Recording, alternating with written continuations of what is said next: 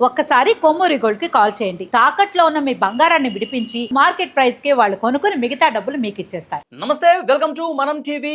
నా పేరు వలి. పశ్చిమాసియా అట్టుడికిపోతోంది. ఇరాన్ ఎక్కడా కూడా తగ్గట్లేదు. అటువైపు ఇజ్రాయెల్, అమెరికా కూడా ఇరాన్ చర్చలకు వచ్చినా ప్రస్తుతం సమయం మించిపోయిందని చెప్పి ట్రంప్ మాట్లాడిన సిచ్యువేషన్ ఉంది. ఎంతవరకు పోతుంది యుద్ధం, దీని గురించి మనం మాట్లాడదాం. ప్రముఖ రాజకీయ విశ్లేషకులు పెంటపాటి పుల్లారావు గారు మనకి లైవ్ కాల్లో జాయిన్ అయ్యారు. సార్తో మాట్లాడదాం. సార్ నమస్కారం. నమస్కారం సార్, ట్రంప్ అసలు యుద్ధం ముందుంది, ముసళ్ళ పండగ ముందుంది, ఇంకా మేము మా భారీ ఆయుధాలు ఇంకా వెలిగితే లేదని చెప్పి మాట్లాడుతూ ఉన్నారు. ఇరాన్ చర్చలకు వచ్చినా ఒప్పుకునే ప్రసక్తి లేదని చెప్పి కామెంట్స్ వస్తూ ఉన్నాయి. ఏంటి సార్, ఎంతవరకు పోతుంది ఇది? చెప్పలేం, ఎవరో చెప్పలేరు. ఈవేళ ఆగిపోవచ్చు, 20 రోజుల వరకు వెళ్ళొచ్చు, కానీ ఎక్కువ కాలం వెళ్ళాలి. ఎందుకంటే ఈ యుద్ధం టెక్నాలజీతో చేస్తున్నారు, మనుషులతో కాదు. యుక్రెయిన్ రష్యా యుద్ధంలా కాదు. కాబట్టి 5-6 రోజుల్లో ఏదో తెలుసుకుంటారు, తూకం వేసుకుంటారు, నష్టాలు ఎంత వచ్చినాయి. రోజు రోజుకి ఇరాన్ మిగతా 7 దేశాల మీద అటాక్ చేస్తారు. Saudi Arabia, Kuwait, Yemen, Jordan, Egypt మీద చేయరు. Egypt is too big and దూరం. అలా చేస్తారు. యునైటెడ్ అరబ్ ఎమిరేట్స్, వీళ్ళందరి మీద చేస్తారు. చేశాక ఎందుకంటే వాళ్ళు పెంచుకుంటారు, నొప్పి పంచుకోవాలి కదా. ఇంగ్లీష్లో సామెత ఉన్నారు, మిజరీ లవ్స్ కంపెనీ.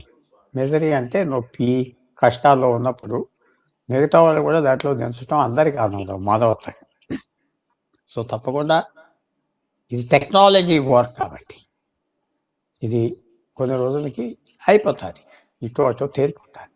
ఇంట్లో ఎవరైనా వచ్చి ఆఫ్ చేస్తారా, అలాంటి పెద్ద మనుషులు కనపడలేదు.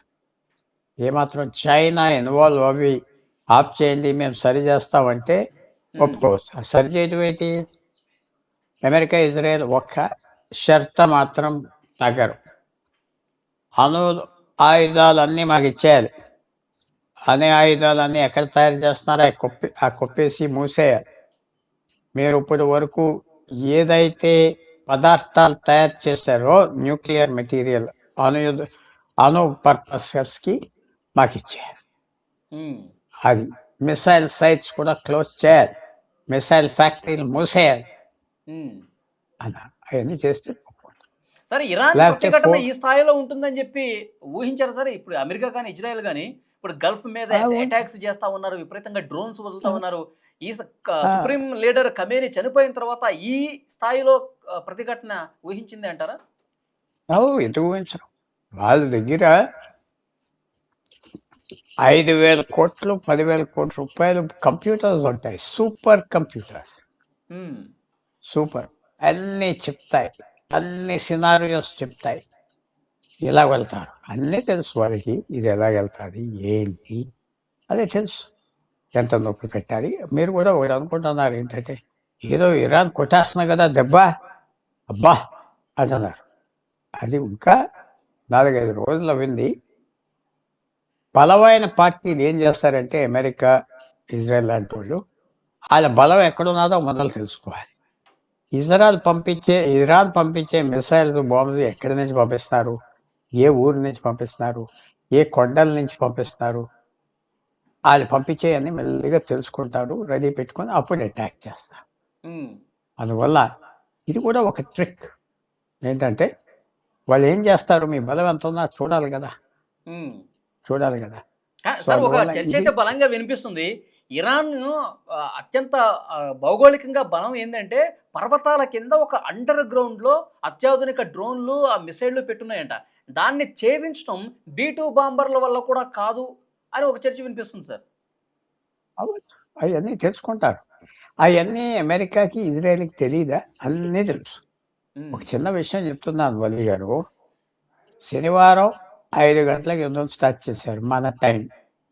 ఆల్ టైం అనుకుంటా, ఆల్ టైం 5-6 స్టార్ట్ చేసిన 15 నిమిషాల్లో ఆయతుల్లా ఖమేనీని, రక్షణ మంత్రి Iran, police chief Iran, revolutionary గార్డులను ఉన్నారు 150,000 మంది, వాళ్ళ చీఫ్, ఇలా ఇంకో 5-10 మంది ముఖ్యులు చంపేశారు. ఆ రోజంతా పొద్దున్న చంపేశాక ఒక 8-10 గంటలు ఇరాన్ నుంచి జవాబు లేదు. షాక్ అయిపోయి కూర్చున్నా. ఉమ్, అలాంటి వ్యక్తులకి ఇజ్రాయెల్ అమెరికాకి మీరు అడిగిన ప్రశ్నలకు జవాబులు తెలియవా? అన్నీ తెలుసు, అన్నీ తెలుసు. సో అందువల్ల వాళ్ళకి తెలుసు, ఎన్ని ప్రోబ్ చేస్తారు, తెలుసుకుంటారు. ఆ షాక్ ఇచ్చింది ఆ రోజు మార్నింగ్, శనివారం మార్నింగ్, ఫిబ్రవరి 28ని. ఆ షాక్ నుంచి ఇంకా బయటికి రాలేదు ఇరాన్. ఉమ్, ఎంతమంది యుద్ధం చేస్తున్నారు కదా అంటే, ఇది డెడ్ హ్యాండ్ పాలసీ అంటారు.